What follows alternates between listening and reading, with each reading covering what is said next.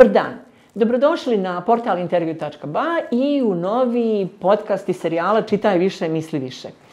U narednim minutama razgovaramo sa psihologom. To nam valjda svima treba. Ili da nam objasni nas, ili da nam objasni ovo što se dešava oko nas. I to nije običan psiholog. Psiholog, istraživač, analitičar, kolumnista. Srđan Puhalo. Dobar dan. Srđane, hvala puno što si nas primio. Upropastite mi subotu, ali šta da se radi? Šta je jedna subota u odnosu na svekoliko pučanstvo u Bosni i Hercegovini, koje će slušati ovo o čemu mi razgovaramo? Moram priznati, pošto je novembar i pošto se bližimo danu potpisivanja Dejtonskog mirovnog sporazuma, a ti veliki broj svojih objava na društvenim mrežama počinješ rečenicom da je Dejton nepromjenjiv ili zaključuješ rečenicom da je Dejton nepromjenjiv, šta je zapravo za tebe Dejton? Pa u principu ja se poigravam sa tim, ajde da kažem, Dejtonskim sporazumom na taj način da u svijetu se sve mijenja. Ne samo ustavi, nego sve se prosto mijenja, sistem se mijenja, prilagođava se datoj situaciji. Samim tim bilo bi negdje logično da u Bosni i Hercegovini radi se na tome da se i mi prilagođavamo, ali je činjenica da to nije tako. Odnosno da se neki drže slova Dejtona, ili barem tvrde da se drže, a drugi prizivaju duhove Dejtona. I sad se postavlja pitanje zašto je to tako?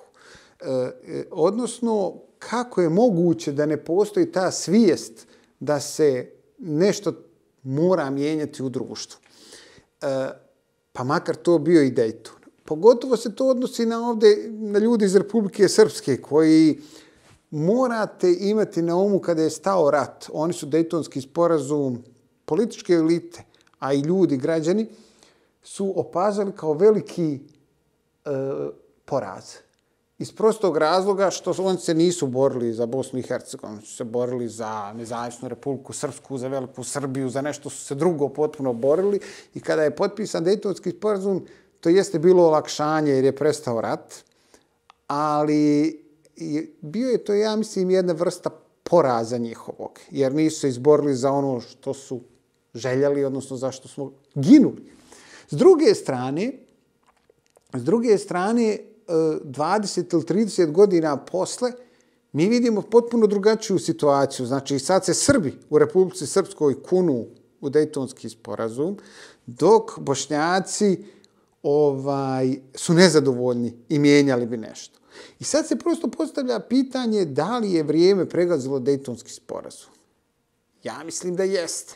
I da bi se trebalo nešto mijenjati po tom pitanju. U najboljem slučaju pokazalo se da je on osnova diskriminacije u Bosni i Hercegovini, da je on propisao da nismo svi konstitutivni, odnosno nismo svi isti. I zato se ja šprdam sa Dejtonskim sporazumom, jer se to tretira kao sveto slovo koje ne smiješ dovesti u pitanje i u kojem ne smije se razgovarati. A prosto vrijeme ide dalje, pogotovo ako čujete njihovu mantru kako oni žele u Evropsku uniju, kako oni žele evropske vrijednosti, kako oni žele na kraju krajeva i evropski standard, ali na taj način da se, ajde da kažem, sve to prilagodi Bosni i Hercegovini, umjesto Bosna i Hercegovina da se prilagodi tim vrijednostima i tim standardima. I to bih voljela ako možeš da objasniš. Ko je sad taj ko bi trebalo da nekako da usmjeri ili, ne mogu reći da usmjeri razmišljanje ljudi, ali nekako da objasni ljudima ili da pokrene promjene Dejtonskog mirovnog sporazuma. Jer sam si rekao, on je sam po sebi diskriminirajući. Ako hoćemo u Evropsku uniju, onda ga moramo mijenjati u skladu sa nekakvim standardima ili principima života u Evropskoj uniji. Ali neko bi morao da pokrene sve to. Ali to sve piše. To treba da urade ljudi, domaći političari, odnosno domaće vlasti. Ali prosto se onda postavlja pitanje zašto ne postoji volja da se to uradi. Znači, ja ne želim da mi stranci mijenjaju bilo kakav sporazum ili nameću neki drugi, nego želim da političke elite počnu razgovarati o kreiranju jednog normalnog i pristojnog društva tako što će se Dejtonski mirovni sporazum, odnosno Ustav Bosne i Hercegovine, prilagoditi nekim standardima koje mi tobože želimo da ostvarimo. Znači, to je Evropa. Sada, znači, ko je taj ko treba o tome da govori? Prije svega političari. Ali zašto to oni ne radi? Zato što je njima Dejtonski mirovni sporazum nešto što je Bogom dato. Jedno divno oruđe za manipulaciju ljudima. Šta to znači? To znači da mi uzmemo mirovni Dejtonski sporazum, povadimo sve što nam odgovara i zaboravimo sve što nam ne odgovara i onda manipulišemo sa tim. Ja ne očekujem od građana da će oni izvršiti pritisak. Iz prostog razloga što mi nemamo, građane nemamo intelektualnu elitu koja ima želju, a onda i moć da bilo šta nametne. Nemamo medije koji bi se borili za evropske vrijednosti ili je njihov utjecaj veoma mali tih koji se bore. Nemamo privrednike koji žele pristojno društvo u kojem će svi biti ravnopravni, u kojem će za sve važiti zakoni. Znači, vi prosto nemate bazu koja bi promijenila. Jel misliš da ne znaju ili možda ne razumiju kakve bi mogućnosti imali kada bi se ambijent promijenio? Pa ne znam da li ne znaju. Ja mislim da... Pa znaju čim... Pazi, problem u tome čim prijeđu preko Save, oni su u Evropskoj uniji, odnosno u Hrvatskoj. Ako odu malo dalje, tu je Slovenija i tu se, ajde da kažem, već vide pravila igre koja bi trebala da važe i kod nas kad bi ušli u Evropsku uniju. Kako idete dalje prema zapadu, to je sve jasnije, ali postavlja se prosto pitanje da li smo se toliko navikli na ovo stanje da mi se plašimo da bilo šta promijenimo, znači tog novog se plašimo. Druga stvar, da li se to isplati? Znači, mi sad imamo jasna pravila igre, da ako si dobar s vlastima, dobit ćeš posao, dobit ćeš tender, kako se zove, moćeš se dogovoriti oko svega i zato smo tako visoko na skali korupcije. Ali prosto to je jedan sistem koji je uhodan i koji se mi više ili manje svi dobro snalazimo. I sad treba napraviti neki novi sistem koji bi trebao biti bolji majke mi. Sad to majke mi je problem što ljudi ne vjeruju da bi to moglo biti bolje. Zapravo trebali bi da ga naprave oni koji imaju u ovom koji sad imamo vrlo ugodno. Pa naravno, znači sad, pazi, nijedan političar danas koji je na vlasti, a nekako su svi na vlasti u Bosni, ne želi da bilo šta promijeni zato što nije siguran da li će taj ishod, da li će nakon tih promjena završiti u zatvoru ili neće više moći hapati ko što sad hapa ili neće imati moć koju sad ima. I ovo je idealna zemlja za svakog političara. I ja mislim... Pa ja mislim kad bi doveli Norvežane ovdje nakon 3 mjeseca mi bi njih pokvarili, odnosno oni bi se prilagodili ovome sistemu zato što je to sistem sa maksimalnom količinom novca, moći, vlasti i minimalnom odgovornosti. I zašto bi ja sad mijenio bilo šta? Zašto bi mijenio ustav? Zašto bi mijenio zakone? Na kraju krajeva mi imamo zakone, ali se niko ne pridržava, niko ih ne sprovodi. U tome je problem. Možeš li ti kao psiholog, ali ovo sad, zaista mislim kao psiholog, ili to možda prevazilazi psihologiju kao nauku, objasniti zapravo kako bi se možda situacija mogla promijeniti? Pa ja mislim da postoje 2 mistorije na koje psihologija nema odgovor, to su žene i Bosna. Tako da ne usuđujem se ja da bilo šta, ja da znam, ja bi se kandidovao i pobjedio i promijenio, ali prosto u Bosni je sve problem 3 puta. Znači, vi u Hrvatskoj i u Srbiji promijenite vlast tako što pobjedite jednu partiju, pa dođe druga partija ili koalicija i onda očekujete nešto drugačije. U Bosni morate da imate promjenu vlasti u Republici Srpskoj, promjenu vlasti među Bošnjacima, promjenu vlasti među Hrvatima i onda da očekujete nešto bolje. Prosto, kod nas je sve, kažem, 3 puta komplikovanije. Sada, ja mislim da postoji rješenje koje nema veze sa psihologijom, a to je vrlo jednostavno rješenje da tužilaštvo, sudstvo i policija počne da radi svoj posao.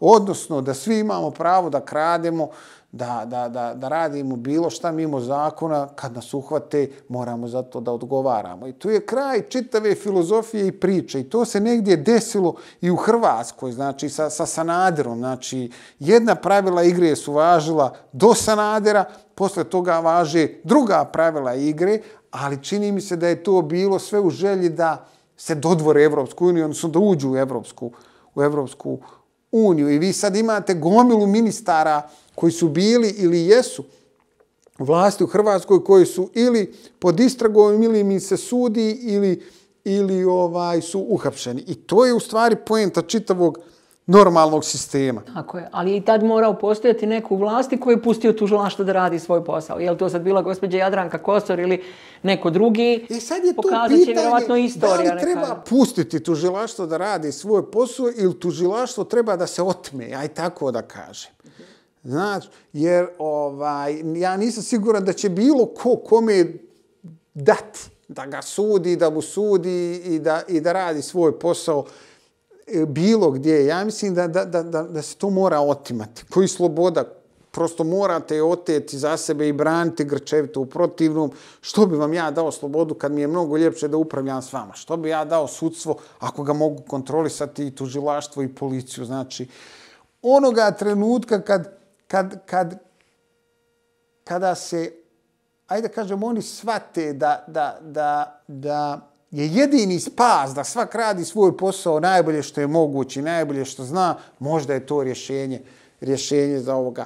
Ali nisam siguran, ja nisam optimista. Znači, prosto ne vidim te ljude koji su spremni da rizikuju svoje karijere, da rizikuju otpadništvo od svoje etničke grupe, da rizikuju da ih nazovu izdajnicima, da bi doveli pravosudni sistem, uredili bilo koju drugu instituciju. Zapravo ne pristaju da budu najbolji u svom poslu, za koji su se školovali i posvetili mu cijeli život. Ne pristaju da budu profesionalci, aj tako da kažem. Čak i najbolji, nije to najbolji. Najbolji je Novak Đoković, ni on sad nije najbolji. Ali prosto radiš najbolje što možeš taj svoj posao. Pa to sam mislila, dakle da ostaneš nekako ne trebaju nam superheroji, trebaju nam profesionalci. Odgovorni profesionalci, da.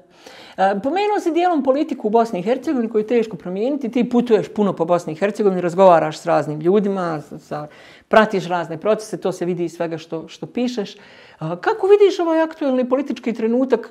Razdvojit ćemo na dva pitanja. Pa možda prvo u federaciji. Ovaj pokušaj grupe od 8 političkih partija da istisnu SDA iz vlasti, da se povežu sa HDZ-om. Je li to možda priča o nekom kao razbijanju tronošca ili je možda neko licemjerje u odnosu na predizbornu kampanju ili mirenje nepomirljivo? Kako uopšte vidiš? Ili možda sve to? Meni je federacija enigma. Iskreno da ti kažem, ja više ne znam ko je tu, s kim, zašto, kako i šta će na kraju ispasti. Pazite, ti imaš 10 kantona, je li tako? Tu svak miješa svoje karte kako njemu odgovara, tako da imaš situaciju, ako sam dobro upućen, da u Zeničkom kantonu, kako se zove? Zeničko-Dobojski kanton, da je DF na vlasti sa nekim drugim partijama, a SDA je u opoziciji, je li tako? U Tuzlanskom kantonu imaš DF sa SDA formiraju vlast. I tu vidimo da je DF vrlo nagodna stranka, onako, šta će biti, recimo, u Bihaću, pojma nemam, šta će tu biti tamo u Unsko-Sanskom kantonu ili u Srednjebosanskom, tu su opet SDA i HDZ, klasika, čini mi se. Znaš, to je jedan nivo vlasti. Drugi dio vlasti je federalni, je li tako?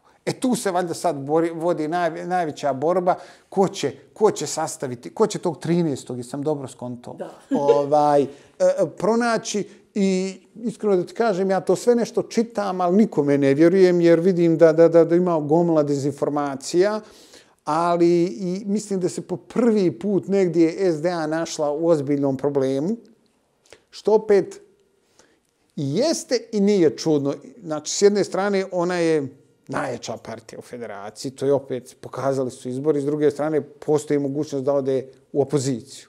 I sad se postavlja pitanje koliko će ta koalicija koja se napravi od mnoštva tih partija da opstane i na što će to sve ličiti, odnosno koliko će ti jezičci na vagi biti alavi da traže zarad mira u kući i koliko će htjeti moći i vlasti. A s druge strane, S druge strane, imaš i BiH nivo. I mi, recimo, i onda ta interakcija, državni nivo, entitetski nivo, kantonalni nivo, to je za mene potpuno onako šizofreno. Ja ne mogu direktno izabrani, delegirani. Da, ali taj odnos moći, odnos entiteta prema kantonima, odnosi unutar kantona, prosto to moj mozak ne može da adekvatno procesuira. Mnogo jednostavnija slika je u RS. Sad tuđe te pitam, a kako vidiš sliku u Republici Srpskoj pogotovo? Pa eto, imamo vlast i nemamo opoziciju. Trenutno to je tako. Ne u smislu da nema partija koje nisu na vlasti, nego imamo opozicija koja se osobom jadu zabavila, pa sad ne znamo koliko imamo PDP-a, koliko će se SDA raspadati, ko uranijum otprilike, trebamo 1.000.000 godina da propadne. Bez obzira kakve dobija rezultate. I tu je situacija vrlo, vrlo interesantna iz prostog razloga što sad ćemo vidjeti kakav će kurs zadržati Republika Srpska u odnosu na BiH. Znači, ovdje je sve čisto. Imamo vlast, oni će podijeliti međusobno te resore, to ide vrlo jednostavno.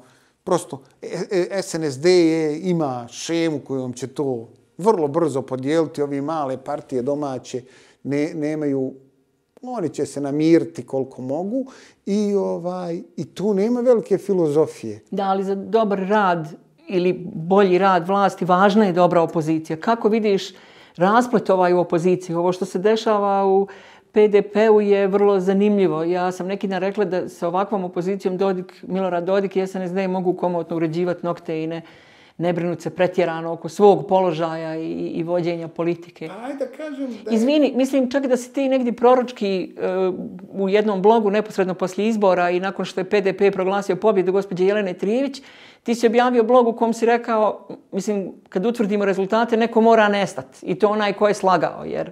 Pa to bi bilo logično, ajde da kažem, u jednom pristojnom društvu bilo bi sasvim normalno da ako imaš s jedne strane lopove, s druge strane ljude koji lažu da su ovi lopovi, kad se utvrdi rezultat, neko bi trebao da nestane sa političke scene. Prosto nije normalno. Nije normalno da imaš ili lažove ili lopove. Prosto trebaš da imaš nekoga ko nije ni lopov ni lažov, je li tako? I to šta će se dešavati u PDP-u, ja stvarno ne znam, niti me interesuje. Iskreno da ti kažem, to su njihove unutrašnji demoni sa kojima se oni moraju izboriti. Jedina istinska opozicija trenutno vlastima u Republici Srpskoj je inflacija, znači koja galopira i ljudi sve teže i teže žive. I samo je pitanje da li će uspjeti vlast da, ajde da kažem, smiri ljude u toj svojoj silnoj nemaštini, da ih anestezira, da se ne bune, da ne krenu da lome i lupaju. I to je jedina istinska... Što bi se to moglo desiti? Pa da ti kažem, s jedne strane da. Jer ako ti imaš jedno društvo koje je prilično zatvoreno, mislim, koliko god to izgledalo čudno. Znači, mi se trudimo da nemamo ništa sa federacijom. Da ne kažem s Bosnom i Hercegovinom. Znači, i ako sad nemaš opoziciju, neki krivac mora biti nađen zato što je mlijeko 2,60, zato što je ulje toliko i toliko, zato što za istu lovu sve manje i manje možeš kupiti. Prosto sve ti je prazniji i prazniji frižider. Dolazi zima. I neko će morat biti kriv. Ako nemaš opoziciju, ako nemaš, kako se zove, koja bi možda taj bijes i artikulisala, meni ne bi iznenadilo da ljudi popizde. Iz prostog razloga, pazi, ne možeš sve sanirati antidepresivima i, kako se zove, i RTRS-om. Znači, prosto u jednom trenutku ja vjerujem da će neki ljudi razbijestiti se. Jer prosto sve je više gladnih. Sramota je o tome govoriti. Ljudi o tome ćute, snalaze se još uvijek kako znaju i umiju, ali bojim se da će doći jedan trenutak kad neće moći da sve to, ajde da kažem, hendlaju. A s druge strane, kad napraviš tako zatvoreno društvo da nemamo veze sa federacijom, onda oni nisu krivi, onda su krivi ovi naši. Ne možeš sve na njih prebaciti svu krivicu. Tako da ovdje je, i zato jeste jednostavno, ovdje je mnogo jednostavnije nego u federaciji BiH, i ja nisam siguran, recimo, bit će veoma interesantno vidjeti 9. januar koliko će biti svečan. Ne zato po zastavama na ulici, nego po ljudima koji će biti ponosni više ili manje na ono što se trenutno dešava u Republici Srpskoj. Znači, već sada dobijam informacije da neki ljudi odustaju od proslave svojih slava, znači krsnih slava, nešto što bi trebalo, jer nemaju novca da to urade kako treba i kako bi oni voljeli.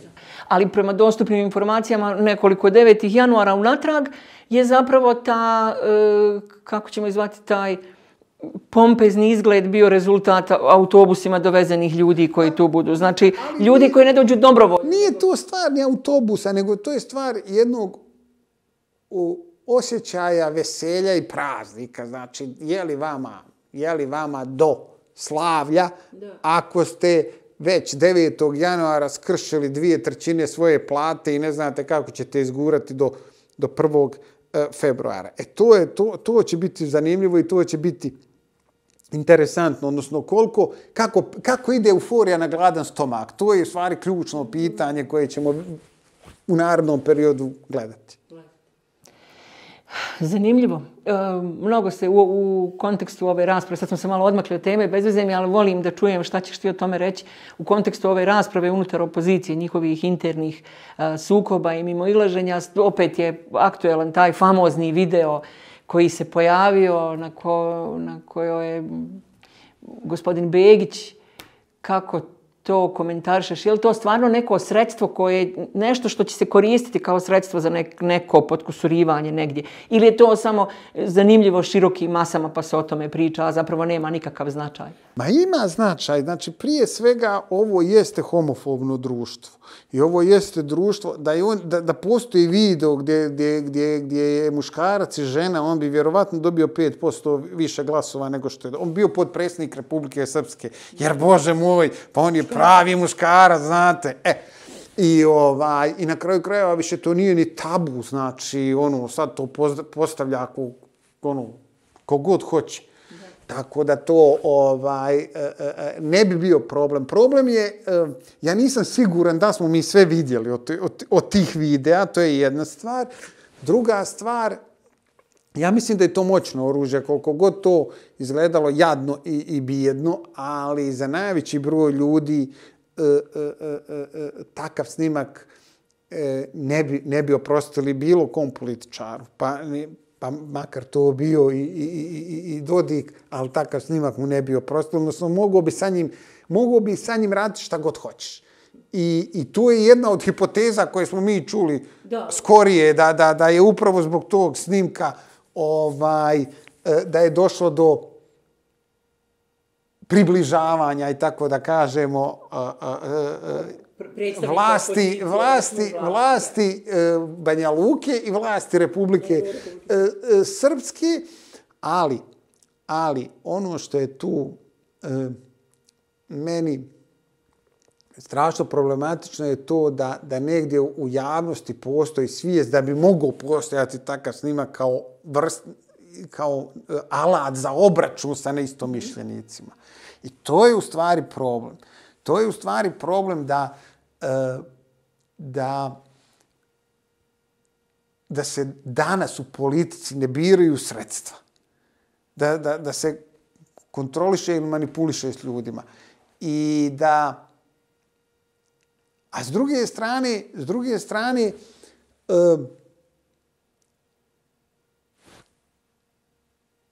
zamislite sada bilo koga ako hoće da se odluči da se bavi politikom. Da li je spreman na takve gadosti? Znači, to nije samo stvar trenutnog stanja stvari ili obračuna između današnjih političkih elita ili političara, nego to je poruka da je sve dozvoljeno u politici i da se dobro pazite šta radite, jer prljavog veša svi mi imamo, više ili manje, i da su svi spremni da to iskoriste protiv vas. I zašto vam to treba? I onda dobar dio ljudi prosto ne želi da ulazi u to blato. I dobar dio ljudi se kloni politike.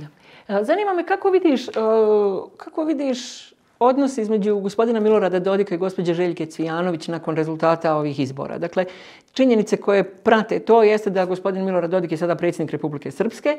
Njegov budžet je promptno povećan, ako se ne varam, 5 puta, pa je sa 11 povećan na 50 i nešto miliona. On je na inauguracionom govoru rekao da njega ne zanima Bosna i Hercegovina, da su svi u Republici Srpskoj zaljubljeni u Republiku Srpsku i tako dalje. A gospođa Cvijanović je otišla u predsjedništvo Bosne i Hercegovine i rekla da dolazi otvorenih ruku, jel? I imali smo čak situaciju da je gospodin Milorad Dodik, kako sam dobro zapamtila, napustio inauguraciju članova predsjedništva i tako dalje. Misliš li da bi možda na toj liniji moglo doći do nekih pukotina u okviru SNSD-a? Ne, to je vrlo pametna taktika. Znači, Željka Cvijanović je dobar policajac, ona dolazi otvorenih ruku da ponudi saradnju, i to saradnju po njeznim uslovima i njeznim pravilima, inače nema saradnje, tačka. I Željka Cvijanović će postojati onoliko dugo koliko to želi Milorad Dodik.